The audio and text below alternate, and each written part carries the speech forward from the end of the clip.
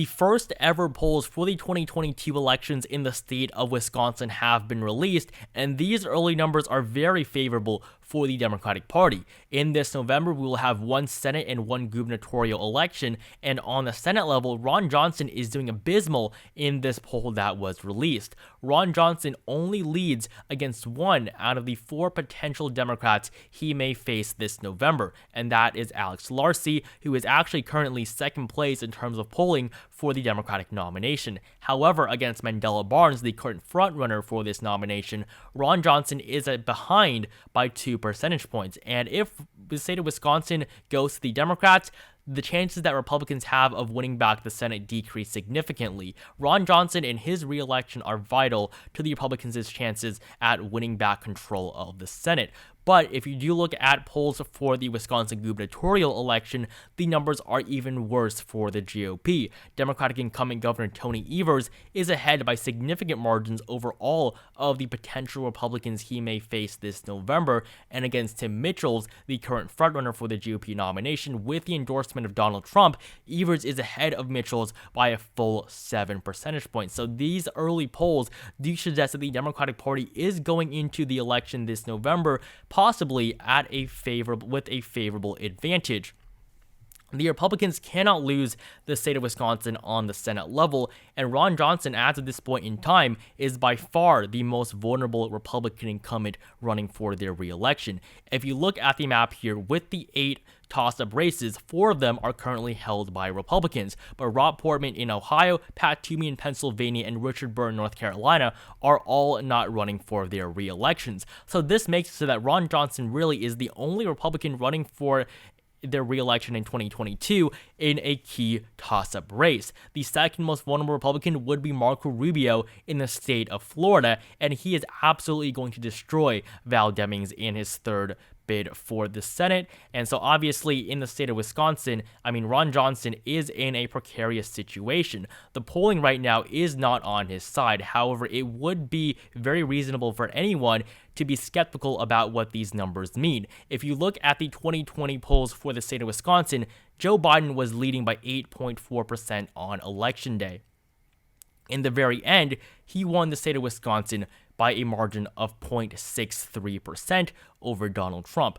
Joe Biden underperformed the polls so much in the state of Wisconsin that really this state was one of the most surprising races. Donald Trump almost won Wisconsin a second time despite being underneath Joe Biden in the polling for basically the entire election cycle by a significant margin, and in the end, Donald Trump was behind Biden by 8.4%. Every single poll had Joe Biden significantly ahead of Donald Trump. Many polls even suggested a double-digit margin. So this really was just how significant Biden's lead was in the state of Wisconsin going into the election, but he still ended up doing terribly. In 2016, basically the same thing happened. Hillary Clinton was widely expected to win Wisconsin. She was polling by around 6 to 7 points ahead of Donald Trump, but this time in 2016, she actually lost the race in the state of Wisconsin by 0.76%. So Donald Trump actually won Wisconsin by a larger margin than Joe Biden in 2020.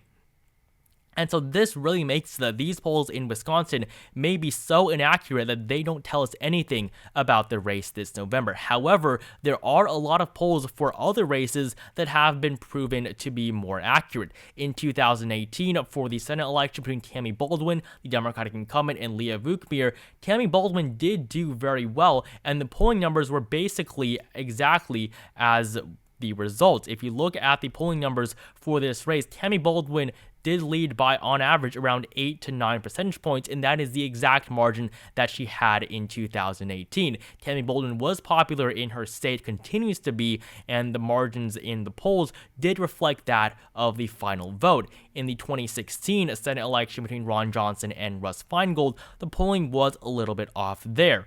The polls did suggest that Russ Feingold would win back his seat against Ron Johnson that he lost in 2010, but Russ Feingold did still end up losing the race by around the same margin as what we saw in 2010. However, the polls did suggest most of them did have Russ Feingold winning until the very end. There were times in which Russ Feingold led in every single poll leading up to the election over the Republican incumbent, but Ron Johnson still did end up winning. In the final month of the election, Ron Johnson only led in 4 of the polls that were released. So the polling numbers in 2016 were inaccurate in Wisconsin on both the Senate and presidential level. However, for many gubernatorial elections as well as the 2018 Senate election, the polling numbers were not that far off. If you look at the 2018 polling between Tony Evers and Scott Walker, the polling was relatively accurate. Tony Evers was expected to win by a margin of around 2 to 3%. He ended up winning by 1%, so the polling really was not off by too much in that race. If you look at the polling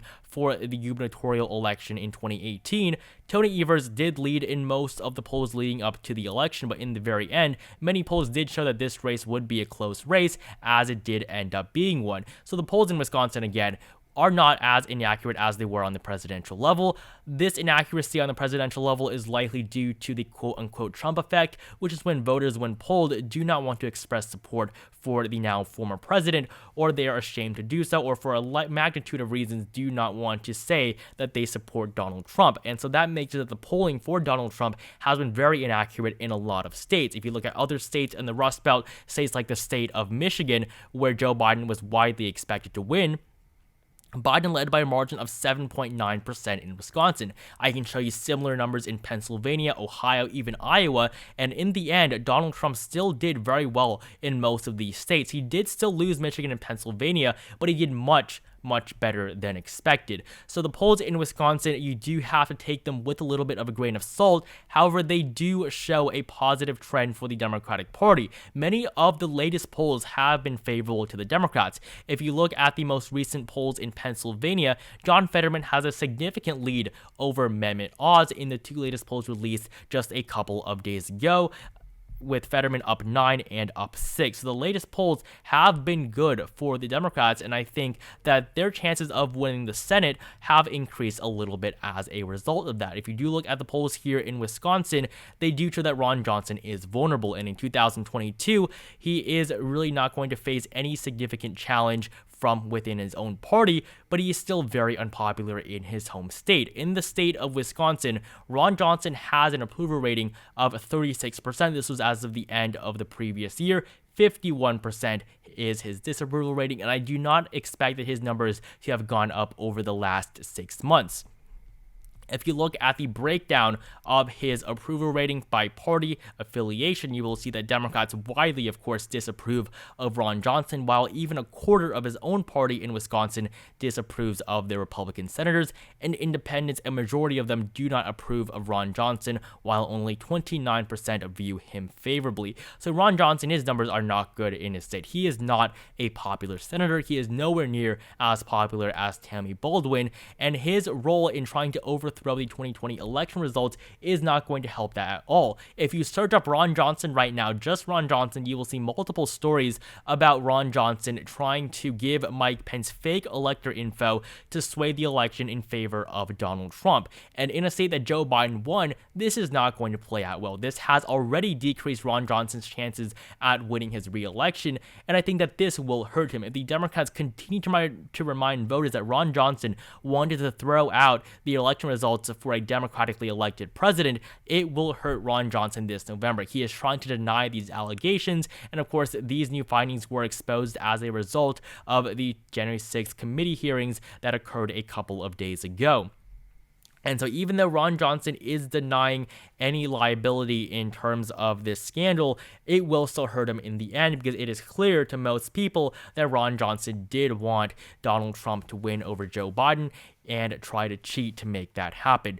So in 2022, Ron Johnson is in a precarious situation. If you look at who he is going to be running against, Mandela Barnes is the current lieutenant governor. He is relatively popular throughout the state, a lot more popular than Ron Johnson, first elected in 2018 alongside Tony Evers. He will, of course, not be running for lieutenant governor again, but instead for the Senate. And if you look at the polls that have been released, Alex Lasry has been approaching Mandela Barnes' numbers over the last couple of months here, but with the primary in over a month, we're really going to have to see what happens in the next couple of weeks here. This primary is still very much undecided. It is still a toss-up at this point in time between Mandela Barnes and Alex Lazary. And of course, if you do look at the polling here, Mandela Barnes has polled favorably against Ron Johnson in the most recent poll released, although most sources do still rank this race as being favorable to the Republicans, although half of them do have it as a toss-up. So the race in Wisconsin really is going to be one of the most interesting ones that we have this November, and it will be the closest one for a Republican incumbent by far, with Ron Johnson as a unpopular incumbent running for his re-election. And now looking at the gubernatorial election in the state of Wisconsin, Tony Evers was running for his re-election to a second term. He was first elected in 2008. He defeated Scott Walker, who was running for a third term, and Scott Walker, of course, lost. This is not surprising, as since the 1990s, the party in the White House loses the Wisconsin gubernatorial election. That streak has not been broken since Tommy Thompson won the gubernatorial election in Wisconsin in 1990. So in 2022, Tony Evers should lose his election. However, the latest polls do suggest that he is doing relatively well. Rebecca Kleefisch was the frontrunner for a very long time, but now it seems to be Tim Mitchell's. We're really going to have to see what happens in the next couple of weeks here. Again, this is still a very close primary. Rebecca Kleefisch had led in most of the polls. She even had 61 support at one point in time earlier this year, but as Tim Mitchell joined the race and got the support of Donald Trump, his numbers have been ahead of Kleefisch's, although only by 1% in the two polls that he has been included in. So obviously, both of these candidates both have a very good chance at winning the primary at this point. We'll see whether or not Donald Trump has enough of a sway in the state of Wisconsin to give the race to Mitchell's. But whatever you say about these candidates, I think that they are going to be strong opponents to Tony Evers. If you look at another race like Pennsylvania with Doug Mastriano as the Republican nominee, Mastriano is a horrible nominee in a statewide gubernatorial election. But in the state of Wisconsin, it is not going to be like that. Tony Evers, no matter what, whether or not it's Kleefisch or Mitchell's, he is going to face a tough re-election. And against Rebecca Kleefisch, Tony Evers has led in most of the polls that have been released, although many of them were all the way back in last year, so these polls really do not tell us anything about this race. But with the latest poll released, Tony Evers is currently in a favorable position, at least on a technical side, with the numbers that we've seen. If you look at the 2018 race, of course, under a Republican president, Donald Trump, Tony Evers won. 2014, under Barack Obama, Scott Walker won. 2012, he won his recall. 2010, Scott Walker won his first term. In 2006, Jim Doyle won as a Democrat under George W. Bush. 2002, same thing. 1998, Tommy Thompson won a fourth term as governor of Wisconsin. There are no term limits for Wisconsin governors. 1994, same thing under Bill Clinton. 1990, this was the last time that the winner of the gubernatorial election in Wisconsin was the same party as the incumbent president. So this really is a big deal that, Tony Evers, if he wins, he will break this streak that has been going on for the last 30 years. And as of this point in time, I do not believe that Tony Evers is going to win his re-election. It is very difficult for the Democrats at this point in time. On a nationwide level, their generic ballot polling, they're down by 2.3%. The Republicans have a significant advantage in terms of their favorability over the Democrats nationwide. Now, typically, the Democratic Party would lead by much larger margins than the Republicans, so the Republicans even having a slight lead is very significant. If you look at the 2018 numbers, the Democrats had an 8.6 percentage point lead over the Republicans on the general congressional ballot going into the election on the 6th of November. In 2020, this was a lead of 7.3%. So clearly, the Democratic Party went into the last two elections with a significant advantage. But even in 2018, they were unable to win more governors than the Republicans, although they did make significant flips. Wisconsin was one of them. Tony Evers won by a very small margin, and even in an environment in which the Democrats were favored by 9% nationwide, Tony Evers only won his race by less than 1.5 percentage points. Many of these other races the Democrats won simply because they were destroyed in 2014 and lost a lot of races that they should not have in the previous gubernatorial election. If you look at the 2018 Senate elections, 2016 Senate elections, the Republicans still held control. And at this point in time, the generic ballot polling was pretty much tied although the Democratic Party did still have a very slight advantage. So in 2016, the Democrats were doing better than they are doing now nationwide with Joe Biden as president. So after 8 years of Barack Obama, the country favored the Democrats more than they do at this point in time, and the Republicans still won, with Ron Johnson defeating a former senator with a majority of votes in Wisconsin. So even though these polls in Wisconsin right now for the 2022 race are favorable, you do have to take them with a huge grain of salt. I do think that both Ron Johnson and whoever the Republican nominee is in Wisconsin for the governorship, they still do go into their races with a little bit of an advantage at this point in time. We are going to have to see what happens in the coming months. Of course, this race can still get close. The state of Wisconsin is still going to be a key race no matter what. It will still be a closely watched one, a very heavily polled race as well for both of these elections. So I do think that the state of Wisconsin will be crucial in 2022, but as of right now, the numbers may be good for the Democrats, but we're really going to have to see what happens in the next couple of months. I do think, though, that Ron Johnson, with what's happening coming out about him in terms of his role in trying to overthrow the election, that will hurt him this November, and really it may actually end up removing him from the Senate for the next 6 years. And a Democrat elected in Wisconsin would throw a wrench in the Republicans' plans of trying to take back the Senate. The Democrats are favored in the state of North Carolina. They are also even more favored in the state of Pennsylvania with John Fetterman against Mehmet Oz. And as long as they can win one out of these 5 remaining races, or have one of the 3 incumbents in Nevada, Arizona, or Georgia hold on, they will be able to hold on to control of the U.S. Senate. So thank you guys so much for watching this video.